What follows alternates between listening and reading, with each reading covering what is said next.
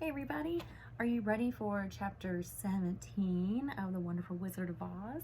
Hope you guys are doing great out there on this rainy day. Great day to stay inside and read a book.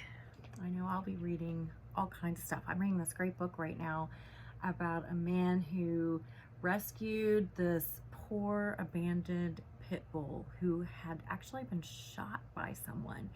And he rescued him and returned him to health. It's just been a great story reading about this guy and his dog. So anyway, it's called The Big Dog Diaries. So back to our story. Chapter 17 is called How the Balloon Was Launched. Okay. For 3 days, Dorothy heard nothing from Oz. These were sad days for the little girl, although her friends were all quite happy and contented. The Scarecrow told them there were wonderful thoughts in his head, but he would not say what they were because he knew no one could understand them but himself.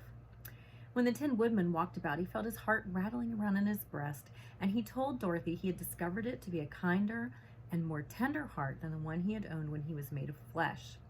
The Lion declared he was afraid of nothing on earth and would gladly face an army of men or a dozen of the fierce Kalidas. Thus, each of the little party was satisfied, except Dorothy, who longed more than ever to get back to Kansas. On the fourth day, to her great joy, Oz sent for her, and when she entered the throne room, he said pleasantly, "Sit down, my dear. I think I have found the way to get you out of this country." "And back to Kansas?" she asked eagerly. "Well, I'm not sure about Kansas," said Oz, "for I haven't the faintest notion which way it lies, but the first thing to do is cross the desert, and then it should be easy to find your way home." "How can I cross the desert?" she inquired. "Well, I'll tell you what I think," said the little man. "You see, when I came to this country, it was in a balloon. You also came through the air, being carried by a cyclone. So I believe the best way to get across the desert will be through the air. Now, it is quite beyond my powers to make a cyclone, but I've been thinking the matter over, and I believe I can make a balloon." "How?" asked Dorothy. "A balloon is made of silk, which is coated with glue to keep the gas in it. I have plenty of silk in this palace, so it will be no trouble for us to make the balloon.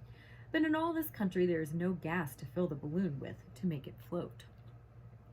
"If it won't float," remarked Dorothy, "it will be of no use to us." "True," answered Oz, "but there is another way to make it float, which is to fill it with hot air.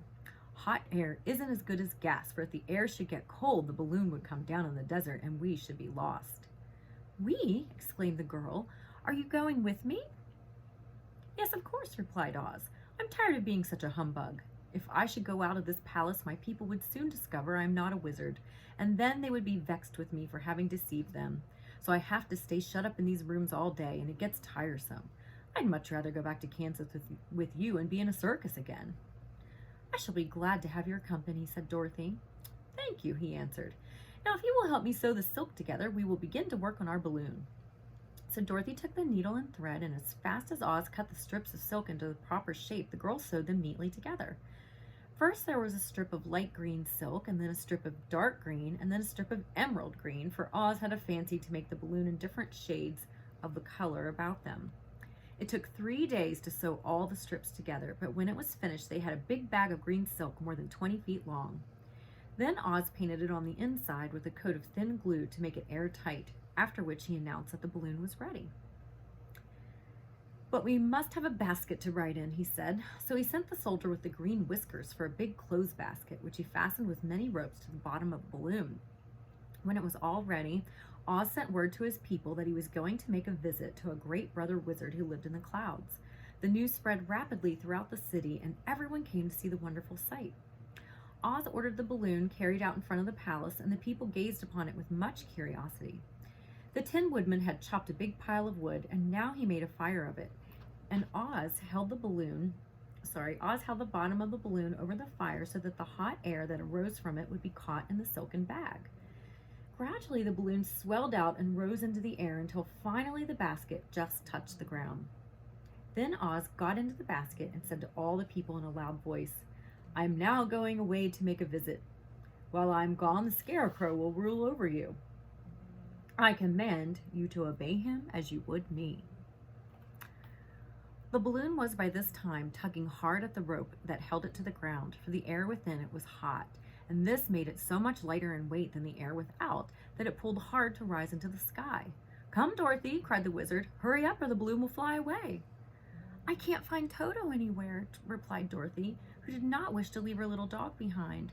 Toto had run into the crowd to bark at a kitten, and Dorothy at last found him. She picked him up and ran toward the balloon. She was within a few steps of it, and Oz was holding out his hands to help her into the basket when crack went the ropes, and the balloon rose into the air without her. "Come back," she screamed. "I want to go too." "I can't come back, my dear," called Oz from the basket. "Goodbye." "Goodbye," shouted everyone, and all eyes were turned upward to where the Wizard was riding in the basket, rising every moment farther and farther into the sky. And that was the last any of them ever saw of Oz, the wonderful Wizard, though he may have reached Omaha safely and be there now for all we know. But the people remembered him lovingly and said to one another, "Oz was always our friend. When he was here, he built for us this beautiful Emerald City, and now he is gone, he has left the wise Scarecrow to rule over us." Still, for many days they grieved over the loss of the wonderful Wizard and would not be comforted. And that, my friends, is the end of chapter 17. Feeling pretty bad for Dorothy right now. Although I do feel like going up in that crazy balloon that they sewed together might have been a little dangerous, but that's just me. So we'll have to find out next time on chapter 18, Away to the South. We'll have to find out what happens. We have never met the Good Witch of the South. I can't remember if we meet her in this book. That would be kind of cool. All right, you guys, I hope that you have a wonderful weekend. I hope that you can get outside and play today if it stops raining, or maybe you can go play in some puddles, right? I bet you could find some frogs and toads out there when it gets a little wet. All right, see you guys later. Love you all. Bye-bye.